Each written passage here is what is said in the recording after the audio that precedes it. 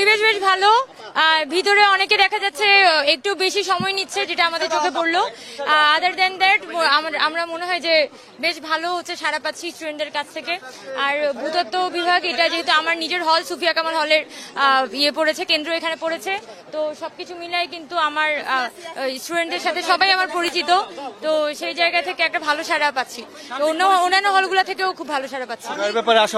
না, অবশ্যই না। আমার সকালবেলা আমরা শুনেছিলাম যে কেন্দ্রের মধ্যে ঢুকে কিন্তু এখানে আচরণবিধি লঙ্ঘন ঘটেছে, মানে কেন্দ্রের মধ্যে ঢুকে কিন্তু দেখা যাচ্ছে প্রার্থীরা নানান রকমের করছে, সেখানে ভোটারদের সাথে কথা বলছে, এই জায়গাগুলো কিন্তু আমাদের চোখে পড়েছিল।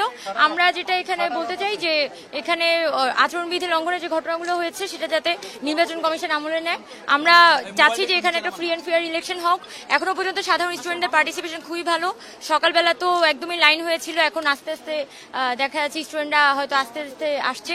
সো সবকিছু মিলে আমার মনে হয় যে এখানে যদি সর্বোচ্চ এখানে 30,000+ আমরা কাস্টিং আশা করতে পারি। আচরণবিধি কারা লঙ্ঘন করেছে? এখানে সকালবেলা আমরা জানি যে সকাল 7টা সাড়ে 7টার দিকে কিছু ছাত্র সংগঠন বা অন্যান্য প্যানেলের লোকজন তারা কিন্তু কেন্দ্রের মধ্যে, মানে বিভিন্ন ছেলেদের হলের কেন্দ্রের মধ্যে ঢুকে কিন্তু তারা ছাত্রদের সাথে ইন্টারেক্ট করেছে। জয়ের ব্যাপারে কতটুকু আশাবাদী? না, আমি জয়ের ব্যাপারে যথেষ্ট পরিমাণে আশাবাদী, কারণ আমরা দীর্ঘ সময় ছাত্রদের নিয়ে কাজ করেছি, ছাত্রদের কল্যাণে কাজ করেছি।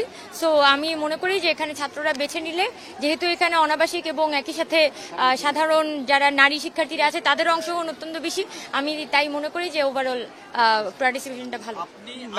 নারী ভোটের কেমন উপস্থিতি দেখলেন আপনি? এবং নারী ভোটারদের উপস্থিতি বেশি, আমি এখনো পর্যন্ত সন্তুষ্ট, যদিও ভিড় আস্তে আস্তে একটু কমে যাচ্ছে।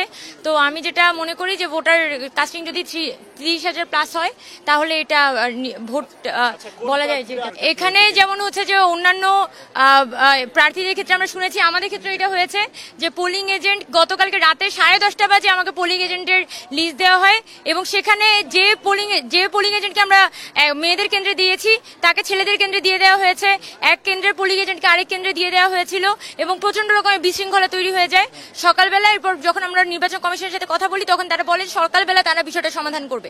তো সকালবেলা পোলিং এজেন্টরা এসে দেখে যে কেন্দ্রের মধ্যে প্রচন্ড রকমের একটা বিশৃঙ্খলতা, এবং দেখা যাচ্ছে এখনো পর্যন্ত ভোট শুরু হওয়ার পরিবেশটা তখনও তৈরি হয়নি। তো সবকিছু মিলে পরে দেখা যায় আমাদেরকে সশরীরে পোলিং এজেন্টদের বিষয়টি সমাধান করতে হয়, এবং বর্তমানে আমার যারা পোলিং এজেন্ট আছে তারা সবাই স্ব কেন্দ্রে অবস্থান করছে। কোন প্রার্থী আচরণবিধি লঙ্ঘন করেছে? আমরা দেখেছি যে অনেকেই করেছে, আমরা নাম বলছি না, তবে আমাদের চোখে পড়েছে যে অনেক প্রার্থীরাই এরকম নির্বাচনের আচরণবিধি লঙ্ঘন করে তারা কেন্দ্রের মধ্যে প্রবেশ করেছিল, এবং প্রবেশ করে তারা ভোটারদের সাথে ইন্টারেক্ট করেছে। পরবর্তীতে যখন নির্বাচন কমিশনকে এই বিষয়ে অবগত করা হয় তখন নির্বাচন কমিশন যেটা জানায় যে ভোট কেন্দ্রের আশপাশে 100 মিটারের পরে গিয়ে পর্যন্ত নাকি প্রচারণা করা যাবে, এই ধরনের কথাবার্তা আমরা শুনেছি।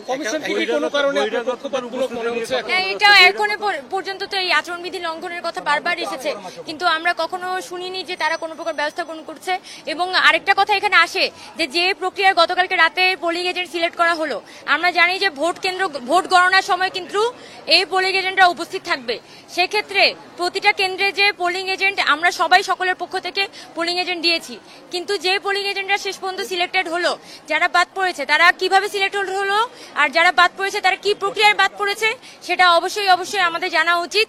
কারণ ভোট কেন্দ্রে যখন ভোট গণনা হবে তখন এই পোলিং এজেন্টরা উপস্থিত থাকবে। সেক্ষেত্রে যদি কোনো পক্ষপাতিত্বের আভাস আমরা পাই তাহলে অবশ্যই আমরা সাংবাদিক ভাই বোন সবার সাথে যোগাযোগ করব।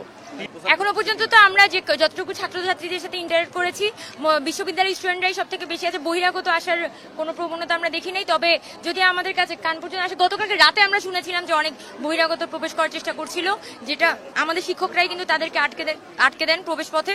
সো আমরা মনে করি যে এবার মানে বিশেষ কোনো সমস্যা ছাড়া হয়তো আমরা একটা ফ্রি অ্যান্ড ফেয়ার ইলেকশন করব। এবার যেটা হয়েছে যে ভোট কেন্দ্র কম হওয়ার, বুথ কম হয়, স্টুডেন্টদেরকে অনেকক্ষণ লাইনে দাঁড়িয়ে থাকতে হয়েছে। পাশাপাশি আমরা যেটা বলেছিলাম যে যাতে মেডিসিন কর্নারের ব্যবস্থা করা হয়, স্যালাইন পানির ব্যবস্থা করা হয়, পাশাপাশি হচ্ছে স্টুডেন্টদের জন্য যাতে প্রপার স্যানিটেশনের ব্যবস্থা করা হয়।